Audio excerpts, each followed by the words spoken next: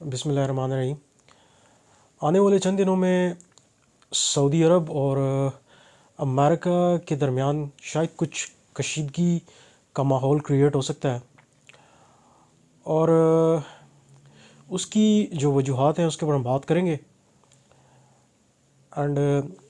ابھی جیسے ہمیں اس چیز کا پتہ ہے کہ ریسنٹلی یو ایس اے میں الیکشنز ہوئے اور اس میں جو ہے جو بائیڈن نے کامیابی حاصل کی ہے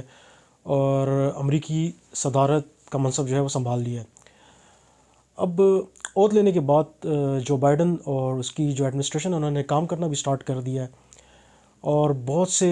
اہم فیصلے بھی لیے ہیں، اور آنے والے چند دنوں میں ہم اور بھی بہت سے اہم فیصلے ہوتے ہوئے دیکھ سکتے ہیں۔ ابھی جیسے کہ ہمیں معلوم ہے کہ گزشتہ چند روز پہلے سعودی عرب کے جو ولی عہد ہیں محمد بن سلمان، انہوں نے اسرائیلی پرائم منسٹر کو سعودی عرب میں دعوت دی تھی، اور وہ نیون سٹی تھا ایک جہاں پہ ان کے اپنے پروجیکٹس بن رہے ہیں، تو ان کے بارے میں بھی انشاءاللہ نیکسٹ ولاگ میں ہم بات کریں گے۔ اور اس کو بلانے کا مقصد یہ تھا کہ ایک تو وہ ان پروجیکٹس کے اوپر نظر ثانی کریں، اینڈ اس کے علاوہ جو محمد بن سلمان ہیں ان کا ایک مطالبہ تھا اسرائیل کے پرائم منسٹر سے کہ جو امریکہ میں نئی ایڈمنسٹریشن آنے والی ہے جو کہ جو بائیڈن کی ہے، اس کے ساتھ بھی میرے ایسے ہی تعلقات بنائے جائیں جیسے کہ ٹرمپ ایڈمنسٹریشن کے ساتھ تھے، کیونکہ ٹرمپ کے ساتھ محمد بن سلمان کے جیسے کہ پوری دنیا کو پتہ ہے کافی بہتر تعلقات تھے، اور اس بات سے ہر ایک واقف ہے۔ آپس میں کافی تحفے تحائف اور بہت کچھ ایسی چھپی ہوئی راز کی باتیں ہیں کہ جو آگے آنے والے وقتوں میں اوپن ہو سکتی ہیں۔ تو ایک یہ فیکٹر بھی تھا اسرائیل کے پرائم منسٹر کو وہاں پہ بلانے کا،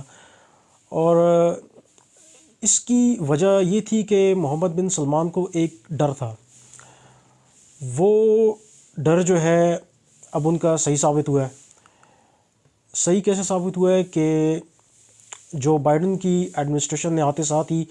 سب سے پہلے یہی اعلان کیا ہے کہ جو ایک کیس جو چل رہا تھا جس کی تحقیقات امریکہ میں ہو چکی تھی، تو اس کو ہم دوبارہ سے ری اوپن کریں گے، اور وہ کیس یہ تھا کہ محمد بن سلمان نے ایک قتل کروایا تھا، اور وہ قتل تھا ایک ان کے سعودی عرب کے ایک بہت ہی مشہور تجزیہ گار جمال خشوگی کا۔ جمال خشوگی سعودی عرب کا ایک بہت ہی مشہور نیوز اینالسٹ اور تجزیہ نگار تھا۔ یہ اس لیول کا نیوز اینالسٹ تھا کہ یہ اسامہ بن لادن کے بھی انٹرویوز کر چکا ہے، بلکہ کافی انٹرویوز اس نے اسامہ بن لادن کے کیے ہیں، اور ایون کہ یہ جو ہے اس کے ساتھ جو تورا بورا میں ایک انٹرویو تھا وہ بھی اس نے ہی کنڈکٹ کیا تھا۔ شاہی خاندان کے ساتھ اس کے کافی اچھے تعلقات تھے، اینڈ یہ شاہی خاندان کے اندر کے لوگوں کے علاوہ جو باہر کے لوگ تھے ان میں یہ واحد ایسا شخص تھا کہ جس کو تقریباً شاہی خاندان کے اندر کے تمام راز معلوم تھے، اور اس کو ایون یہ بھی پتہ تھا کہ شاہی خاندان کے القاعدہ کے ساتھ کس قسم کے روابط ہیں۔ اور یہ کوئی ہمارا انالیسز اپنا نہیں ہے، یہ العربیہ نیوز نے یہ جو ہے خبر شائع کی تھی، اور یہ ان چند نیوز اینالسٹ میں سے تھا جو دنیا میں چند گنے چنے ہیں، جن میں سے ایک پاکستانی بھی ہیں، کہ جو القاعدہ کی جو ٹاپ لیڈرشپ ہے ان کے انٹرویوز کر چکے ہیں۔ اب اس کا جو محمد بن سلمان ہے اس کے ساتھ کوئی 2017 سے کچھ اختلافات آ گئے تھے، اور وہ اختلافات کافی گہری نوعیت کے تھے، اور جو جمال خشوگی کی جو ڈیمانڈز تھی، جو یہ بات کرتے تھے نیوز چینلز پہ، وہ یہ کرتے تھے اور اپنے بلاگز میں کہ سعودی عرب میں بادشاہت کو ختم ہونا چاہیے اور جمہوریت کو یہاں پر جو ہے آنا چاہیے، اور محمد بن سلمان جو اپنے اقتدار کے لیے آگے آنے کے لیے جو اقدامات کر رہے ہیں اور لوگوں کو پیچھے دھکیل رہے ہیں اور ظلم و زیادتیاں کر رہے ہیں وہ بند ہونے چاہیے۔ اب محمد بن سلمان کو یہ باتیں گوارا نہیں تھی، اور یہ سب کچھ واقعات ہونے کے بعد جو جمال خشوگی تھا اس کو یہ پتہ لگ گیا تھا کہ اب سعودی عرب میں رہنا اس کے لیے خطرے سے خالی نہیں ہے، تو اس نے پھر امریکہ میں جا کے پناہ لے لی، اور وہاں پر پھر یہ واشنگٹن پوسٹ اور دیگر جو اخبارات ہیں ان میں جو ہے کیا کہتے ہیں یہ اپنی بلاگز لکھنے لگ گیا۔ اس کے اراؤنڈ ٹویٹر پہ بھی اچھے خاصے فالورز تھے، تقریباً 2 ملین فالورز کے اور تھے، اینڈ ٹی آر پی جو ہے کیا کہتے ہیں اس کی اچھی خاصی تھی۔ جتنے بھی سعودی عرب میں شوز ہوتے تھے نیوز سے ریلیٹڈ، کرنٹ افیئر سے ریلیٹڈ، تو اس میں ان کی پرائیورٹی یہی ہوتی تھی کہ جمال خشوگی کو بلایا جائے اور ان سے جو ہے کس چیز پہ تجزیہ لیا جائے۔ اب جب یہ یو ایس اے شفٹ ہو گیا اور وہاں پر کیا کہتے ہیں اس نے ڈفرینٹ اخبارات اور نیوز چینلز پر جو ہے اپنے تجزیے دینا شروع کیے، تو انہی دنوں اس کی جو ہے کیا کہتے ہیں ایک وہاں پہ لڑکی سے بھی ملاقات ہوئی، یا اس سے پہلے ہوئی تھی، یہ اللہ ہی بہتر جانتا ہے، لیکن اتنا معلوم ہوا کہ یہ اس سے شادی کرنا چاہتا تھا، اینڈ وہ شادی کرنے کے لیے کچھ ڈاکومنٹیشنز کی ضرورت تھی، جو ایک امریکہ میں جو ریکوائرمنٹس ہوتی ہیں، جو ان کے اپنے رولز اینڈ پیرامیٹرز ہیں، ان کے مطابق جو اس کی ریکوائرمنٹس تھی وہ فلفل کرنی تھی، تو ان ڈاکومنٹس کو حاصل کرنے کے لیے اس نے یو ایس کونسولیٹ سے رابطہ کیا، اور اس رابطے کے بعد انہوں نے یہ جواب دیا کہ آپ کو یہ ڈاکومنٹس یہاں سے نہیں ملیں گے، اس کے لیے آپ کو سعودی عرب کونسولیٹ جانا پڑے گا۔ تو اب یہ اس نے کہا کہ میں سعودی عرب تو اگر میں گیا تو وہ تو مجھے مار دیں گے، تو وہیں پہ چند لوگوں نے جو امریکنز تھے تو انہوں نے اس کو مشورہ دیا کہ آپ اس طرح کریں کہ آپ استنبول چلے جائیں، استنبول میں جو سعودی قونصل خانہ ہے وہاں سے جا کے آپ یہ ڈاکومنٹس لے لیں تو آپ کا کام ہو جائے گا۔ تو جمال خشوگی جو ہے یہ 2 اکتوبر 2018 کو یہ استنبول کے لیے روانہ ہوا، اور سعودی کونسولیٹ جانے کے بعد یہ بندہ کبھی واپس نہیں آیا۔ جتنے بھی سی سی ٹی وی کیمراز ہیں اور جو عینی شاہد ہیں ان لوگوں کے بیانات کے مطابق یہ شخص اندر ضرور گیا تھا، لیکن یہ شخص کبھی باہر نہیں آیا۔ تو اس سب کے بعد جو ہے اس کو مسنگ پرسن ڈکلیئر کر دیا گیا کہ یہ بندہ مسنگ پرسن ہے، اینڈ 15 اکتوبر کو اراؤنڈ تقریباً 2 اکتوبر سے لے کے 15 اکتوبر تو یہ کوئی 11-12 دن ہو جاتے ہیں، تو اس کے بعد جو ہے تحقیقات اس کے بارے میں کی گئی، کچھ ٹرکش انٹیلیجنس کے لوگ اور کچھ سعودی عرب کے جو ہے محکمے کے لوگ وہ گئے سعودی قونصل خانے، اور وہاں پہ جا کے اس کی تحقیقات کی، اور تحقیقات کرنے کے بعد